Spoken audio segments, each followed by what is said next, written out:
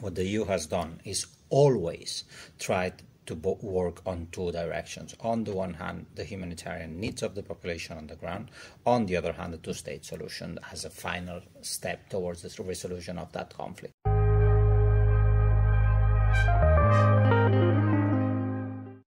Welcome to the ELIAMEP podcast series. In this discussion, I want to begin not only with the EU, but with the war that maybe is imminent in the Middle East, in Israel. And how do you think that is going to affect the European Union, the people in the European Union? We have seen some racist attacks. We've seen some signs that maybe are very worrying. On the other hand, we saw what happened in Poland with the elections, which is a hopeful sign. How do you see all these things evolving and affecting the European Union? Well, first of all, the Middle East is one of the most important and traditional areas of EU foreign policy. The EU has always paid a lot of attention to the Middle East and to the Middle East peace process in particular, and has tried to have a distinctive approach to the region and to promote peace and stability, and that is something that the EU can capitalize on. In addition to what tremendous and horrible attacks that happened by the terrorist group Hamas into Israel, and the response that Israel might give in Gaza, which can be also horrible in terms of humanitarian consequences, I think that the EU needs to stay truthful to the principles that it has promoted all the time. Of course, Israel has the right to defend itself from these terrorist attacks, but it has to be a proportionate answer to the threat that these attacks represent. It's not possible that international humanitarian law is totally out of the equation, or is not given a prominent feature of the EU's diplomacy in the region. Because actually, what the EU has done is always tried to work on two directions. On the one hand, the humanitarian needs of the population on the ground. On the other hand, the two-state solution as a final step towards the resolution of that conflict. Of course, this two-state solution is far away from a reality. It's very difficult on the ground, and it's very difficult diplomatically, regionally and internationally.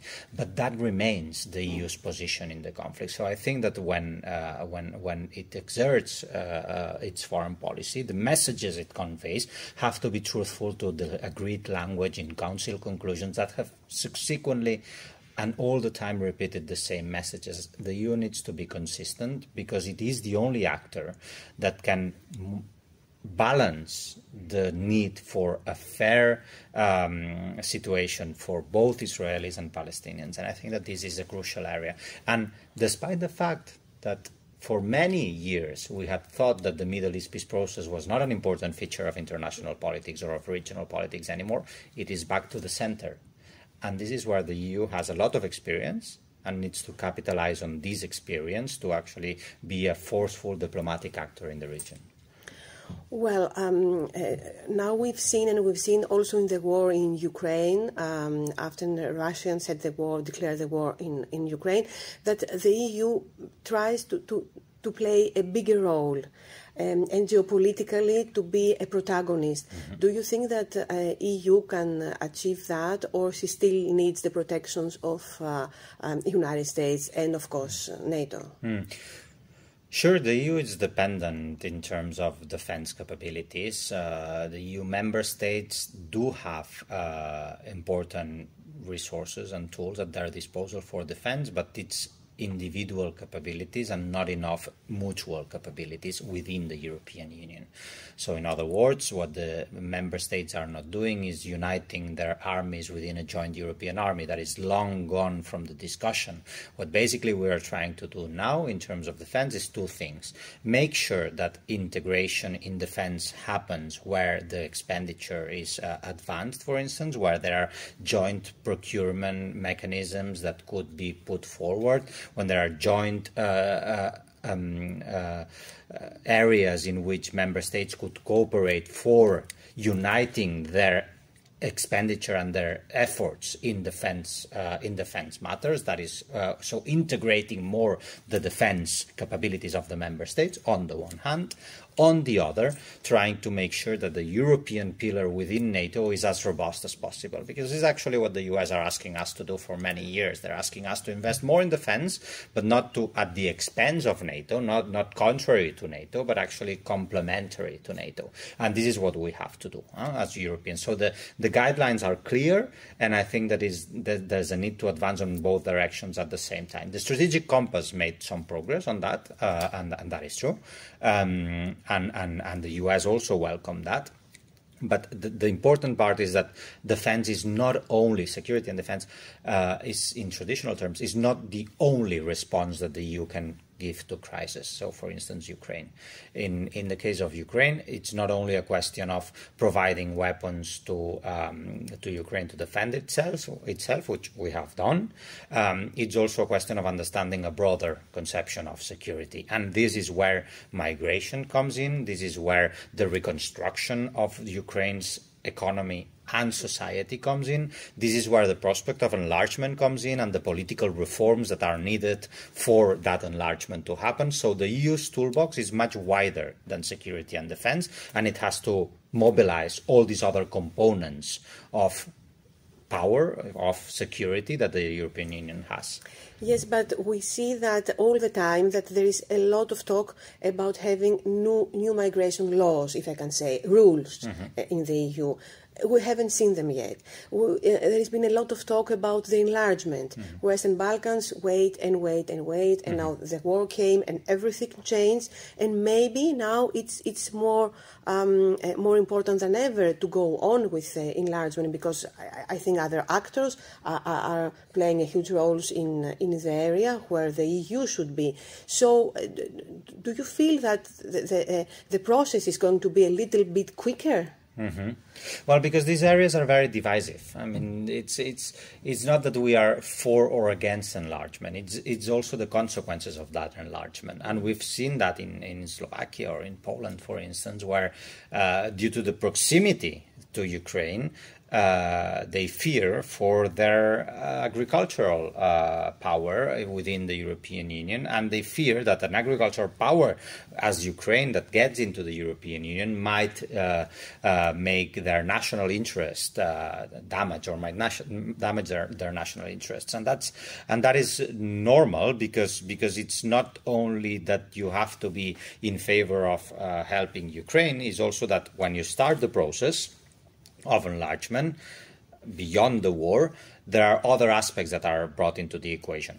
Agricultural issues, but also cohesion funds. There are many countries that have been net receivers of cohesion funds, and that see that with the entry of Ukraine, 40 million people with a GDP per capita much lower than the average of the European Union, of course the cohesion funds will be delivered to this new country. And that is nationally harmful for many countries. So one thing is to declare that you want the Ukraine to become a member of the European Union and enlarge the European Union. One other thing is to negotiate that enlargement. And it goes in both directions. Ukraine, but also the Western Balkans, need to do their homework to access the European Union, and the European Union needs to reform itself for the accession of these countries. So it's a two-way street, and I think that the European Union, every time it tries to reform internally, a lot of divergences start to emerge among the member states.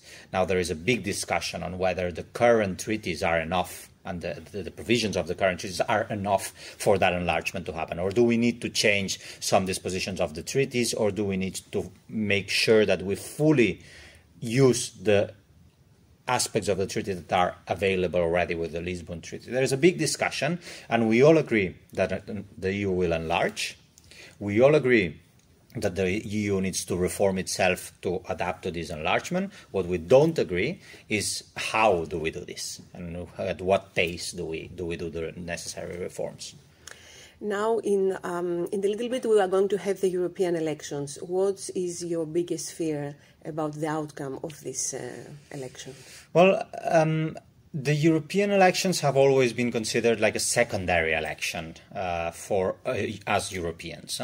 first comes your national election, but then also you have the regional elections or the local elections that are all very important, and then the European elections come in, and they're important, but we don't see the clear link between what we cast on a ballot box and the outcome of that vote when it comes to public policies, when it comes to the future leadership that emerges from there. And that is why there are secondary concerns. But it doesn't mean that they're secondary in importance. They're actually very important as elections. Why? Because when you look at the questions of the economy or energy, the inflation policies, when you look at the funds that are all these things have European origins, and member states are actually secondary actors when compared to the role that the European Union plays in these areas that affect the daily lives of citizens, right? So they are very important. They are not considered as important as they are. That said, I think my biggest concern is if the European elections are structured along a binary discussion on the need to further integrate the European Union and go in that direction by the main political parties and try to produce more integration as a result of those elections, versus the voices that will be advocating for a return to the state of powers that the European Union right now has. If the discussion is based on these two areas, I think that will be a false discussion, because there are no areas in which we agree fully that we need to integrate further, and these discussions on defense are a clear example. There are many countries that don't want to integrate further on defense, and that is an area that perhaps will not suffer from major integration. And there are areas where the integration is very beneficial. So there are always gray areas into this dichotomy between the union of the states or the union of the Brussels institutions. It's much more complex than this, and it depends on the area that you are discussing. Another fear that I have is that the contestation of European politics is happening along the lines of what the far right is telling us that the European Union is about. It's against migration. It is for returning powers to the member states and building a union of states only, and basically giving up all the competences that the Brussels institutions have had. I'm very fearful that this tone, that this narrative will be present throughout the campaign, and thus the far right will have permeated the discourse of the more centered political parties and forces that are advocating for another sort of discussion on the European Union. Thank you very much for this discussion. I thank you very much. I thank you very much.